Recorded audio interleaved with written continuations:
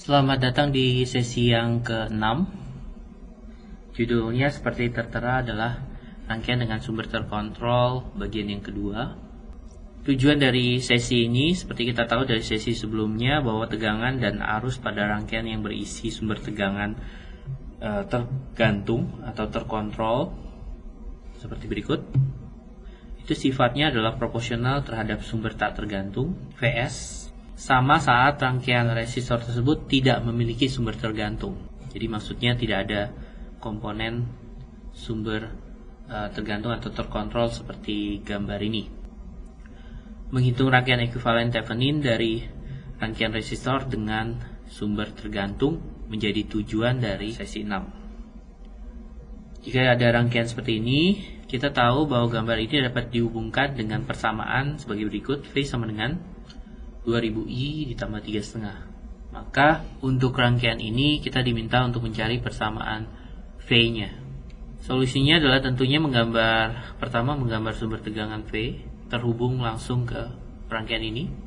Kemudian dari sini kita melihat titik ini sebagai titik 1, kemudian ya hanya satu titik saja.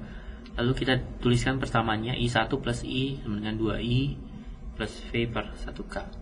Lalu kita samakan variabelnya, kita sederhanakan, lalu kita dapat V itu sama dengan 2K, 2 kilo maksudnya, I minus 5. Dan dari sini kita bisa tahu bahwa resistansi ekuivalennya itu adalah 2000 dengan V open circuit atau VTH-nya, V Thevenin sama dengan minus 5. Nah, ini untuk mengkonfirmasi bahwa rumus tadi bisa juga didapat dari mencari terlebih dahulu berapa tegangan open circuit. Di sini kita dapatkan minus 5. Kemudian kita lakukan short circuit. Lalu kita hitung RTH-nya sama dengan 2 kilo. Jadi sama seperti yang cara sebelumnya. Hanya ini menggunakan langkah yang berbeda. Nah, secara umum kita dapat generalkan bahwa V sama dengan resistansi ekuivalen kali I ditambah VOC open circuit sama dengan RTHI plus VTH, atau dengan demikian R ekuivalen sama dengan R Thevenin open circuit sama dengan tegangan Thevenin. Nah, kalian hafalkan ini, dimana R ekuivalen sama dengan RTH adalah resistansi ekuivalen dengan semua sumber tak tergantung di set ke 0. Kemudian VOC atau VTH itu adalah tegangan rangkaian terbuka dengan semua sumber tak tergantung on atau menyala. Sumber tergantung selalu on saat perhitungan baik RTH maupun VTH. Ini yang perlu diingat aturannya dan dihafal. Sebagai contoh untuk soal kedua, kita pelajari rangkaian ini. Ditanya berapa Thevenin ekuivalennya, berapa V output di sini. Ini tidak kelihatan, tapi di sini adalah V output. Jika Vs-nya 5 volt dan RL-nya 1 kilo menggunakan cara Thevenin ekuivalen. Solusinya kita bisa lihat adalah seperti ini. Kita tulis dulu titik 1 dan titik 2. Lalu kita buat persamaan 1 dan persamaan 2. Dari sini kita dapat dua persamaan dengan dua variabel yang tak diketahui. Berarti kita bisa selesaikan berapa V1 dan V2. Berikut ini kita dapatkan V1-nya. Nah, untuk V2 kita bisa tulis dalam lebih rinci. Jadi kita kalikan semua. Lalu kita dapat rumus ini. Nah, perhatikan di sini kita dapat identifikasi bahwa 2002 kilo per 121 ini adalah RTH-nya, dan VTH-nya itu didapat dari min 121 min 121 dikali 99 PS. Ini adalah VTH-nya. Sehingga kita tinggal masukkan, jika diketahui persamaan ini, kita dapat gambarkan rangkaiannya seperti ini. VTH, kemudian seri ada RTH. Kemudian jika kita hubung dengan 1 kilo, maka V outputnya kita bisa tahu.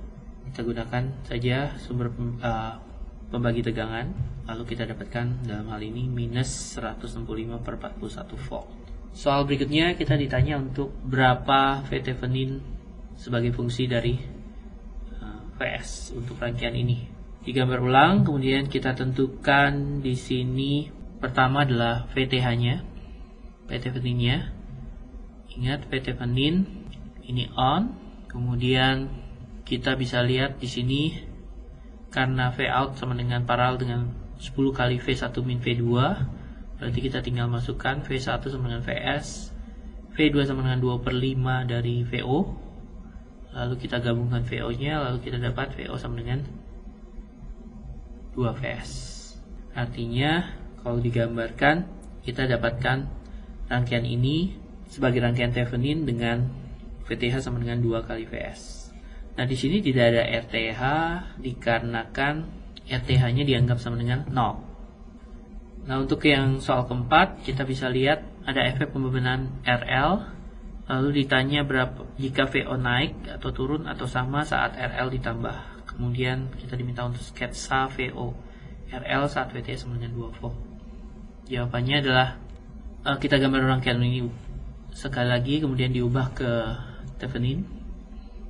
Lalu dari situ kita bisa lihat bahwa tanpa beban VO sama dengan VTH, tapi dengan beban tentunya VO-nya akan jauh lebih kecil, selalu dari VTH, karena VO sama dengan rumusnya adalah RL per RL plus VTH kali VTH atau pembagi tegangan.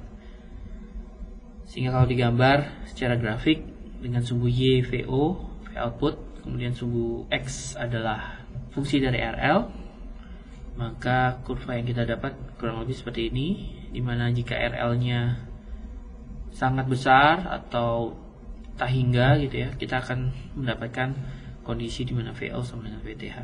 Tapi jika sangat kecil, tentunya V outputnya juga sangat kecil dibandingkan dengan VTH. Di soal yang kelima kita lihat ada model ideal dari V1 dan V2. Ini adalah sumber terkontrol, sumber tegangan voltage control voltage source, jadi sumber tegangan dengan tegangan yang terkontrol. Nah, model kenyataannya kita punya saturasi, dikatakan di sini saturasinya ada di 15 volt untuk input VM maksimum atau min VM negatifnya. Nah, jelaskan beda kurva model ideal dengan kurva model nyata, kemudian berapa nilai maksimum V2, berapa nilai maksimum VM pada kode nyata.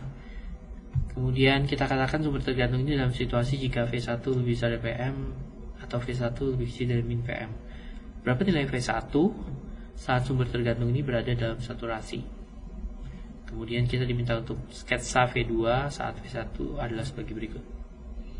Kemudian sketsa lagi V2 saat V1 sama dengan gambar ini, tapi dengan tegangan 2, dengan besar tegangan 2. Nah, untuk menjawab kita bisa lihat bahwa grafik ini menyatakan sumber terkontrol ideal itu akan linier dengan kemiringan A yang memanjang dari plus infinity sampai negatif infinity. Ini adalah idealnya. Nah, tapi pada kenyataannya kita akan memiliki yang namanya saturasi, sehingga V2 maksimum dalam hal ini adalah plus minus 15 volt.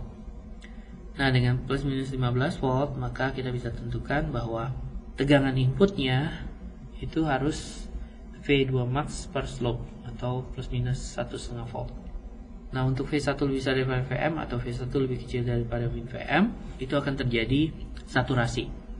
Nah, untuk gambar tadi, karena satu kita inputnya masih 1, kita kali dengan penguatan A-nya, dalam hal ini 10, berarti maksimumnya belum lebih besar atau lebih kecil daripada VM. Tapi jika kita gunakan input dengan 2, berarti 2 kali 10 20, sedangkan maksimum kita adalah 15 dan min 15, sehingga terjadi pemotongan. Kita ulang lagi tentang persamaan diferensial saat T lebih besar sama dengan 0. Untuk rumus ini 5x pertama plus 50x sama dengan 100. Ingat, ini adalah persamaan rangkaian order 1. dengan diketahui tegangan inisial XO sama dengan X0 sama dengan 4. Nah, sama kita cari dulu naturalnya. Kemudian kita dapatkan XF-nya, force-nya, untuk mendapatkan A sama dengan 2. Lalu kita gabung jadi persamaan ini, dan untuk mencari K kita masukkan kondisi awal sehingga kita ketahui K sama dengan 2. Lalu kita masukkan XC sama dengan 2E min 10T pangkat min 10T plus 2, atau kita dapatkan gambar seperti ini. Jadi ini adalah solusi untuk persamaan di soal yang pertama tadi. Kalau kalian kurang percaya, kalian bisa gunakan persamaan ini, kemudian masukkan kembali ke persamaan ini.